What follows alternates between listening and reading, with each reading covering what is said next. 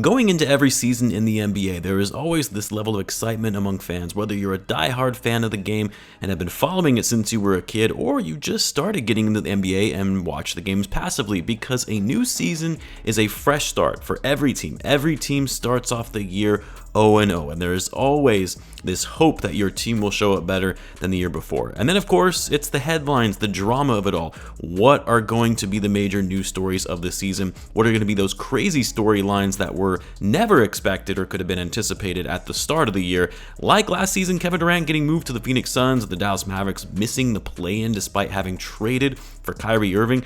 There will always be those things we could never have anticipated, but it doesn't stop us from trying to make predictions on the season, even some of the boldest predictions that would have a lot of fans thinking we're all crazy. Well, in today's video, we're going to be going through some of the boldest predictions of the 23-24 season, and I would love to hear some of your bold predictions for the year in the comments. As always, if you're new to the channel and you like this type of content, it would mean a great deal to me if you subscribe to help the channel grow, and in return I'll be providing more NBA content like this. Now, I do want to be clear that by these being bold predictions, they are predictions that are a bit of a stretch, and they may not be things that I fully expect to happen this season, but rather predictions that I wouldn't be as surprised if they came true.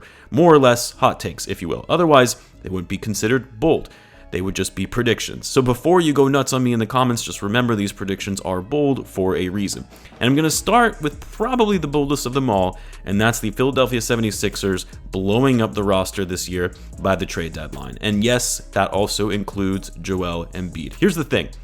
The Sixers, for the better part of the last 3 years, have been one of the most drama-filled organizations in the league. From the Ben Simmons saga to hiring Daryl Morey and making swift changes to the roster right when he entered, to trading for James Harden, to firing Doc Rivers, to now Harden demanding a trade and calling Daryl Morey a liar. Like, this franchise is no stranger to drama. But what seems to get lost in all of the drama is the fact that they have a franchise player, a top 5 player in the NBA, the reigning MVP, who said this very offseason in an interview that he's going to do what's best for him in his career in trying to win a championship. And if that's with the Sixers or some other team, then so be it.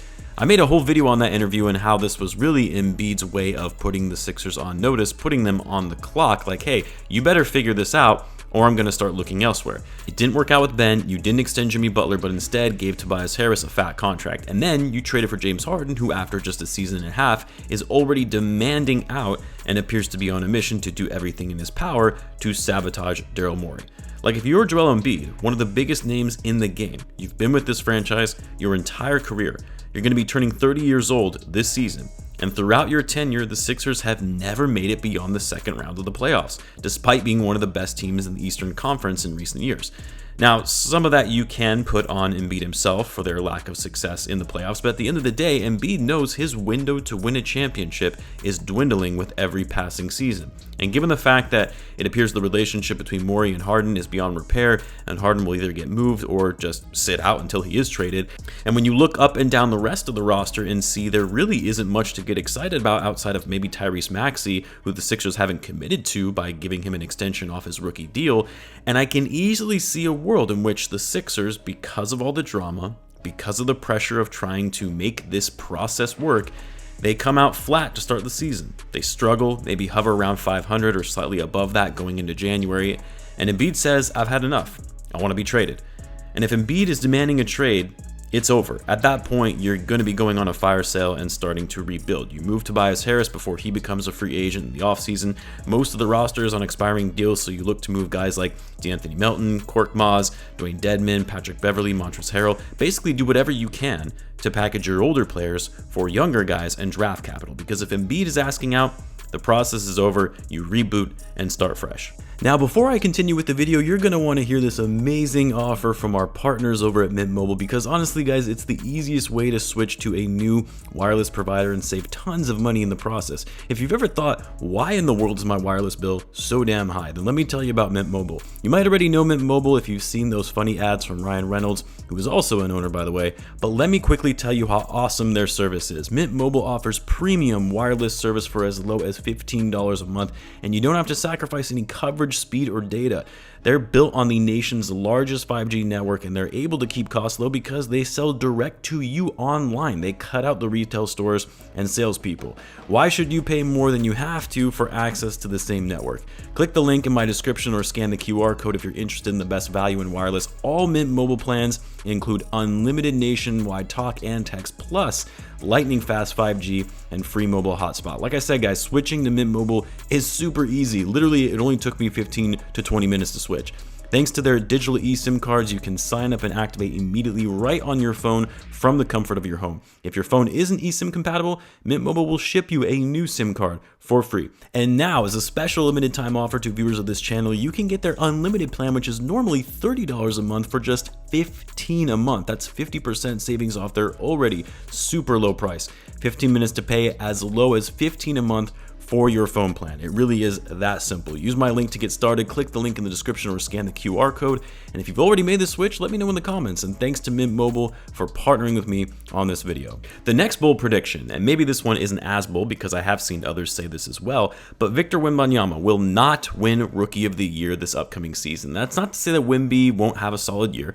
I still think he'll be one of the top rookies, and I think he's going to have an incredible career and a potential future superstar in the making, but I do think the Spurs are going to take it slow with him, with this young prodigy, and maybe he doesn't play 75 plus games. Maybe he's on minutes restrictions on certain nights, which they can do, by the way, given the new player participation policy only applies to all-stars, and Wemby doesn't meet that criteria yet since he hasn't even played a game in the NBA.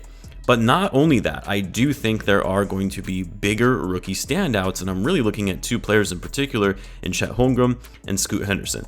Now, I'm very high on the Thunder going into this season. I just think this team has tons of young talent. They surprised everyone last year by making it all the way to the play-in and then almost getting into the playoffs after losing the second play-in game. And with Chet now back after missing all of last season, he's put on some muscle, although still very skinny. He's been working on his game all off season long. I just think you combine him and then also some of the young talent he's going to be playing with in Shai Gilgeous-Alexander, Josh Giddey, Jalen Williams. He's going to have a lot of opportunities to have a monster rookie season. And then Scoot Henderson, I mean, whenever Dame finally gets traded, Scoot is essentially going to be given the keys to run the offense. He's going to be that floor general and scoring spark for the Blazers. Not saying he's going to take the Blazers anywhere in that first season, but I can see him having a big individual season with Lillard being gone and him possibly winning Rookie of the Year. Since we're talking about the Thunder, my next bold prediction is that the Thunder will finish as a top 6 seed in the Western Conference. It's a stretch, I know, especially when you consider how stacked the Western Conference is, the fact that they finished 10th in the West last season and barely squeaked into the play-in, but man, do I like this team. I mean, you saw how good they were, especially towards the end of the year. You add on to the fact that they're going to have Chet Holmgren this year, who most consider to be a generational level talent. SGA, who is broken out into the superstar, just entering his prime at 25. Josh Giddey, Jalen Williams, both up-and-coming players who are in their early 20s and are only going to continue to get better. They added Cason Wallace in the draft. Vasilije Micic, who they finally brought from overseas as a backup point guard, one of the best players in Eurobasket. Like, yes, this team is young. I'm not saying they're going to make a deep run in the playoffs because they do lack experience and veteran leadership, but they are going to be fun and entertaining to watch. And they're not going to be a team that is going to take nights off, rest players, take their foot off the gas at certain parts of the season.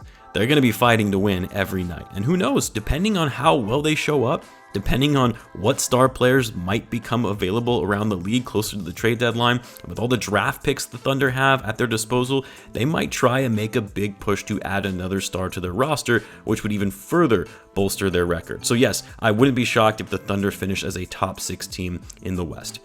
Next, and I know I'm probably going to regret this one because I've been saying it for the past 2 seasons or so now, but this is the season where LeBron James falls off. He's still going to be a great player, will still be an all-star, but won't be considered a top 10 or even top 15 player in the league anymore. And I say this because, Jesus Christ, the man is going to be 39 and going into his 21st season in the league, over 1,700 games under his belt between regular season and playoff games. 1,700 games, over 65,000 minutes of NBA basketball played at the highest level. Like, at some point, you have to expect to see this man start to decline. Otherwise, some serious questions are going to start being asked if this guy is using performance-enhancing drugs or if he's just not human, because the human body isn't meant to withstand that kind of wear and tear over time. Like I said, I still think he's going to be one of the better players in the league, but I don't see the same level of impact coming from him on the court in terms of his overall scoring and efficiency, and even less effort on the defensive end. I know I'm probably going to come back and regret this one, though. Another bold prediction I have on the season: Zion Williamson will play a full NBA season. Not saying he's going to play all 82 games, because no one seems to do that anymore. He'll obviously miss a few games here and there, but Zion will be, for the most part, healthy for the full season. I'm predicting he's going to play at least 70 games, the most he's played in a single season before. That was his sophomore year when he played 61. And with Zion playing the full season, I expect him to have a big year, the best of his career to date, and the Pelicans to thrive as a result of it. Speaking of big seasons, my next bold prediction, to be honest, this one might not really be that bold at this point, but that's Mikal Bridges will have a breakout season and win the Most Improved Player of the Year award. The reason I say this one isn't that bold is because we already saw what the guy can do when he became the #1 option on his team after getting traded to the Nets. We saw him go from averaging 17 points per game and being an elite level role player to putting up over 26 per game on high efficiency as a team's best player. Bridges is going to have more of the green light playing with the Nets going into the season, a team that I would consider to still be, quote, rebuilding after doing away with Kevin Durant and Kyrie Irving and building out a young core. Bridges will have the keys and the freedom to do what he wants in leading this team. And because he's such a great two-way player, and you're seeing this acceleration from him on the offensive end, I anticipate he's going to have a monster season and win the Most Improved Player of the Year award as a result of it. And then finally, my last bold prediction for this upcoming season, and I know Timberwolves fans are probably going to go off on me in the comments that they have done in the past. I'm predicting the Timberwolves are going to miss the playoffs. In large part, some of it is due to the fact that, one, I have the Thunder making the playoffs. That's a team that didn't make it last year. And I also have the Mavericks getting in, because there is no way a full season of Luka and Kyrie, even though I don't like the fit between them, but there's no way a full season of those guys together, a training camp together and everything, that they miss the playoffs yet again, especially when you consider some of the other additions like signing Grant Williams. I actually think them trading into the draft to get Derek Lively is going to be an underrated pickup for them. So really, because I have two teams making the playoffs that didn't last year, you have to find teams that made it last year that won't this upcoming season. And that's where the Timberwolves come in.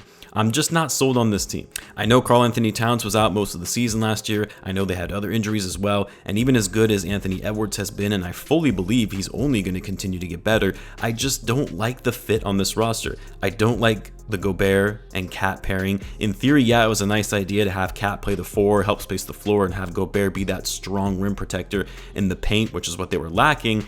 And they have talent. The roster has talent, but I don't think they have the proper coaching staff to get the most out of this team.